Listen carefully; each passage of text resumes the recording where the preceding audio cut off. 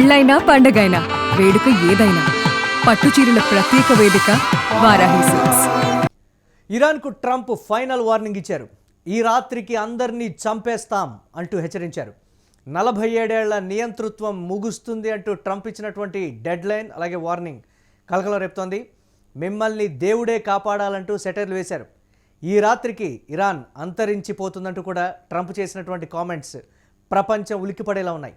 ఇరాన్ను నామరూపాలు లేకుండా చేస్తామంటూ చెప్పారు ట్రంప్. ఇరాన్ను తుడిచిపెట్టడం నాకు ఇష్టం లేదంటూ మరో కామెంట్ చేశారు. ఇష్టం లేకపోయినా ఆ పని చేయక తప్పలేదు అంటూ కూడా ట్రంప్ చెప్పారు. యుద్ధంలో గెలిచింది కూడా అమెరికానే అంటూ చెప్పారు. ఇప్పటికే ఖర్గుపై దాడి మొదలుపెట్టింది అమెరికా.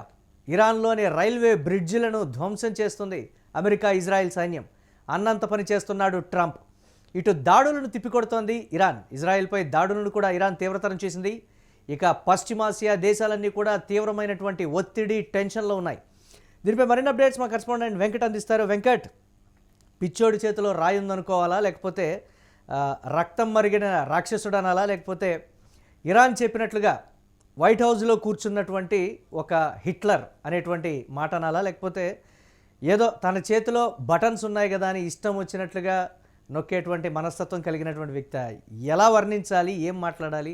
ఇంకా ఇదే ఫైనల్ అంటే ఖర్గ్ ద్వీపం మీద దాడి చేస్తే ప్రపంచవ్యాప్తంగా ఎలాంటి పరిణామాలు ఉంటాయో క్లియర్ కట్గా అర్థమయ్యేలా చేసింది ఇరాన్. సో దీనికి సంబంధించి ఎంత ఆధారపడి ఉన్నాము. సో అదే ఖర్గ్ ద్వీపం మీద ఇప్పుడు దాడి చేసి నామరూపాలు లేకుండా చేస్తామని అంటున్నారంటే ఏంటి, ఏ విధంగా చూడాలి? నిజంగా ఈ రాత్రి గడిస్తే చాలు అని ఇరాన్ అనుకోవాలా, లేకపోతే అవన్నీ కూడా మేకపోతు గాంభీర్యం ప్రగల్భాలే అని మనం చూడొచ్చంటారు వాటిని? అంటే ట్రంప్ ఒక మాట మాట్లాడాడు, అందులో నాగరికత అంతరించిపోతుంది అని. అసలు ఆ మనిషి నాగరిక సమాజంలో ఉన్నాడా లేదంటే రాతి యుగంలో ఉన్నాడా అనేది అతని మనస్తత్వం, అతను చేస్తున్నటువంటి మాటలు. అంటే ఒక దేశం లొంగకపోతే చంపటం, అంటే ఒక మనిషి లొంగకపోతే మనిషిని చంపటం, అంటే అది అతను ఉన్నదంటే మరి వాళ్ళు అమెరికన్లు అంటే వాళ్ళు టెక్నాలజీ పరంగానో లేదంటే నాగరికత పరంగానో ఎన్నో ఏళ్లకు ముందుంటారు, 50 ఏళ్ల ముందుంటారు ప్రపంచంలో అన్ని దేశాలతో పోలిస్తే అంటారు. మరి అతను అంటే ఆ పిచ్చి చేస్తలో ఒక పిచ్చోడిని తీసుకెళ్లి అమెరికా అధ్యక్షుడిగా కూర్చోబెడితే ఆ పిచ్చోడు చేస్తున్నటువంటి పనులన్నిటికీ ఇప్పుడు అంటే ఇక్కడ ఒక మాట, గల్ఫ్ దేశాలకు గనక సిగ్గు శరం గనక ఉంటే వాళ్ళు నిజంగా ముస్లింలు కానీ వాళ్ళు నిజంగా చీము నెత్తులు ఉన్నటువంటి మనుషులు అయితే ఆ గల్ఫ్ దేశాల్లో ఉన్నటువంటి షేకులు కానీ రాజులు కానీ వాళ్ళకి నిజంగా సిగ్గుంటే ఇప్పుడు చేస్తున్నటువంటి ట్రంప్ చేస్తున్నటువంటి చర్యల్ని వాళ్ళు అంటే ఒక పక్క ముస్లిం రిపబ్లిక్ ఇస్లామిక్ రిపబ్లిక్ గానో లేదంటే ఒక స్వతంత్ర దేశం గానో ఎవరి మీద డిపెండ్ అవ్వకుండా వాళ్ళకు ఉన్నటువంటి వనరులను, వాళ్ళకు ఉన్నటువంటి తెలివితేటలను, వాళ్ళకు ఉన్నటువంటి మేధస్సును వాళ్ళు ఉపయోగించుకుని వాళ్ళు ఒక దేశంగా వాళ్ళు బతుకుతున్నారు. మొన్న మధ్య కూడా ఇరాన్ అధ్యక్షుడు ఒక మాట్లాడినాడు, మేము వెళ్ళి మా 100 ఏళ్ల చరిత్రలో మేము ఏ రోజు కూడా ఎవరి మీద వెళ్ళి దాడి చేయలేదని చెప్పేసి. అప్పుడు వాళ్ళకి దగ్గర అణ్వాయుధాలు ఉన్నాయి, అణ్వాయుధాలకు సంబంధించి చర్చలు జరపటమో లేదంటే ఇంకో రకంగానో దాదాపు 40 రోజుల నుంచి దాడులు చేస్తున్నాడు. హార్మోజ్ జలసంధి వాళ్ళ కంట్రోల్లో ఉంది.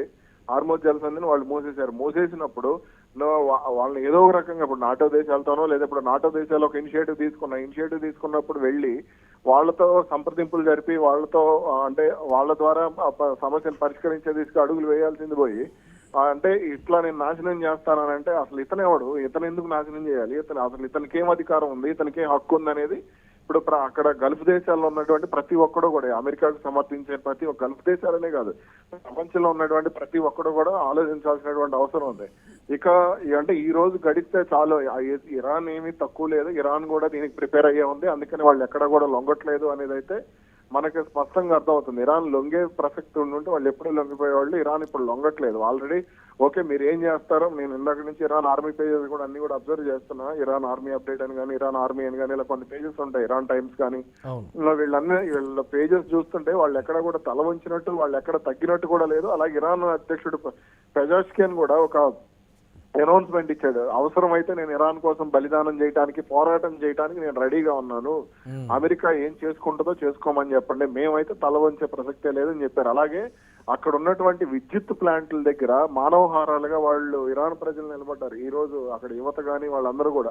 అలాగే మొత్తం 14 మిలియన్ల మంది, వాళ్ళకి 90 మిలియన్లో ఎంతమంది ఉంటే 14 మిలియన్ల మంది యువకులు కానీ వృద్ధులు కానీ వీళ్ళందరూ కూడా ఇరాన్ కోసం నిలబడతామని చెప్పి వాళ్ళు వెళ్ళి అక్కడ ఐఆర్టీసీ దగ్గర రిజిస్ట్రేషన్స్ కూడా చేసుకున్నారు. కాబట్టి ఇది ఇవాళ గనక ట్రంప్ గనక ఈ రోజు రాత్రి ఏది చేసినా సరే అది నాకు తెలిసి అయితే ఇప్పుడు సాధారణంగా మనం ఏదో సినిమాలో చూసాం, ఉప్పెన సినిమాలో డైలాగ్ ఉంటుంది, ఉన్నోడి సేవ ఊరికనే బాదు 10 మందిని వెంటేసుకుపోతాను ఒక డైలాగ్ ఉంటుంది కదా. ఖచ్చితంగా అదే డైలాగ్ ని ఇరాన్ 100% ప్రూవ్ చేసిద్ది అనేది అయితే నేను స్పష్టంగా చెప్పగలుగుతా. ఇరాన్ అంతరించిపోతుంది, మ్యాప్లో లేకుండా చేస్తాం, తుడిచిపెట్టుకుపోతుంది అంటే ఫైనల్గా అణుబాంబు మాత్రమే వేయగలరు, అలా చేస్తేనే ట్రంప్ అన్నటువంటి మాటలకి ఇదవుతుంది అనేది. ఒకవేళ దిగితే ఆ చర్యకు కూడా ఇవాళ రాత్రి ఒకవేళ దిగొచ్చు అనేటువంటి మాట చూడొచ్చు. అలాగా మనం ఏమో దిగొచ్చేమో, అతను దిగుతాడేమో. సిగ్గులేని మనుషులు కాబట్టి వాళ్ళు రక్తం మరిగిన తోడేళ్ళు ఉంటాయి చూసారు, బతికుండగానే పీక్కు తినేటువంటి జంతువులు ఉంటాయి. మనం ఆఫ్రికన్ వైల్డ్ లైఫ్ లో చూస్తూ ఉంటాం. బతికున్నటువంటి జంతువులని, జింకలనో లేదా జిరాఫీలనో లేదా ఇట్లాంటి వాటిని పీక్కుని తింటా ఉంటాయి కదా తోడేళ్ళు, గుంపులుగా వెళ్ళి.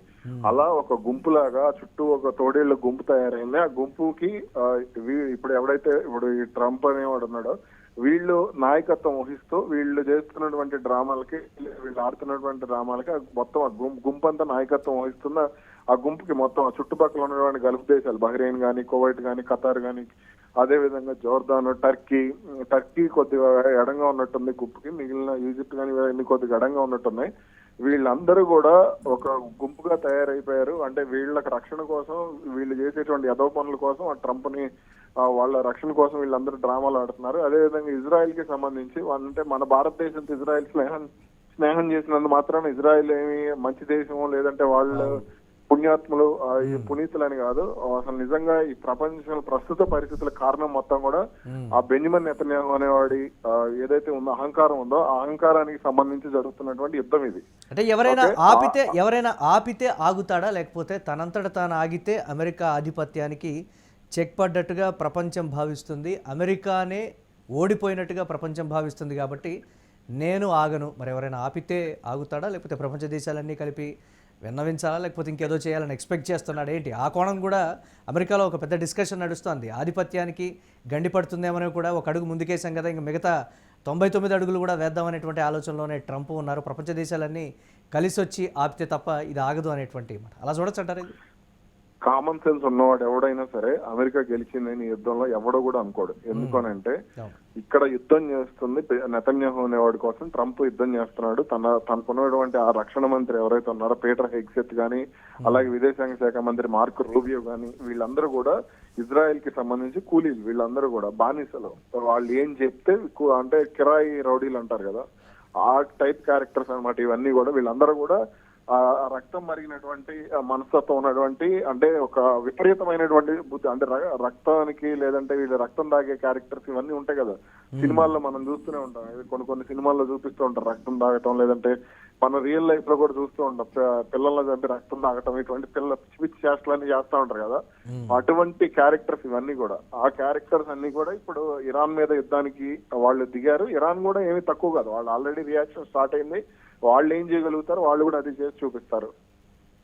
అంటే ఓవరాల్గా ఏ విధంగా చూడాలంటారు? వీళ్ళు అమెరికా 15 ఆంక్షలు పెట్టడం, దానికి ఇరాన్ కూడా ఒక 10 డిమాండ్లను ముందుంచడం. డిమాండ్లు పేపర్ల వరకే పరిమితం అవుతున్నాయి తప్ప ఆచరించడం కానీ, లేకపోతే ఎవరో ఒకళ్ళు ముందు అడుగు వేయటం కానీ, శాంతి చర్చలకి పిలుపునివ్వడం కానీ, ఎవరు మధ్యవర్తిత్వం వహించినా కానీ ఇరువురు తగ్గకపోవడానికి సంబంధించి ఫైనల్గా ఆ ఎండ్ కార్డ్ ఎప్పుడు పడుతుందని అయితే ఎవరికి తెలియనటువంటి పరిస్థితి. కానీ ఎటు టర్న్ తీసుకుంటుందనేది ఒక మెయిన్ క్వశ్చన్. ఎండ్ కార్డు పడదు కానీ, ఎండ్ కార్డు ఇప్పుడు పడేటటువంటి సంకేతాలు లేవు. కానీ ఇరాన్ మాత్రం ఖచ్చితంగా అంటే ఊహించినటువంటి నష్టాన్ని వాళ్ళు ఆల్రెడీ నష్టపోయారు ఇరాన్ వాళ్ళు.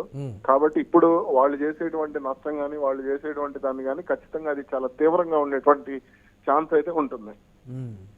Yes right, thanks for updates Venkat. ఇక ఇరాన్కు ట్రంప్ ఫైనల్ వార్నింగ్ ఇచ్చారు. ఈ రాత్రికి అందరినీ చంపేస్తామంటూ హెచ్చరించారు. 47 ఏళ్ల నియంతృత్వం ముగుస్తుంది అంటే ట్రంప్ చేసినటువంటి కామెంట్స్ కూడా ఒకంత సంచలనంగా మారాయి. మిమ్మల్ని దేవుడే కాపాడాలంటూ కూడా సెటైర్లు వేశారు. ఈ రాత్రికి ఇరాన్ అంతరించిపోతుందంటూ చెప్పారు ట్రంప్. ఇరాన్ను నామరూపాలు లేకుండా చేస్తాం, ఇరాన్ను తుడిచిపెట్టడం నాకు ఇష్టం లేదు, ఇష్టం లేకపోయినా ఆ పని చేయక తప్పలేదు అంటూ కూడా ట్రంప్ చెప్పారు. యుద్ధంలో గెలిచింది కూడా అమెరికానే అంటూ చెప్పారు. ఇప్పటికే ఖర్గుపై దాడి మొదలుపెట్టింది అమెరికా, ఇజ్రాయెల్. అలాగే ఇరాన్లోని రైల్వే బ్రిడ్జిలను ధ్వంసం చేస్తుంది అమెరికా, ఇజ్రాయెల్ సైన్యం. అన్నంత పని చేస్తున్నాడు ట్రంప్ అని కూడా ప్రపంచం మొత్తం కోడైకూస్తోంది. ఇటు దాడులను కూడా ఇరాన్ తిప్పికొడుతుంది. ఇజ్రాయెల్పై దాడులను ఇరాన్ కూడా తీవ్రతరం చేసింది. ఇక పశ్చిమాసియా దేశాలన్నీ కూడా తీవ్రమైనటువంటి ఒత్తిడిలో టెన్షన్లో ఉన్నాయి.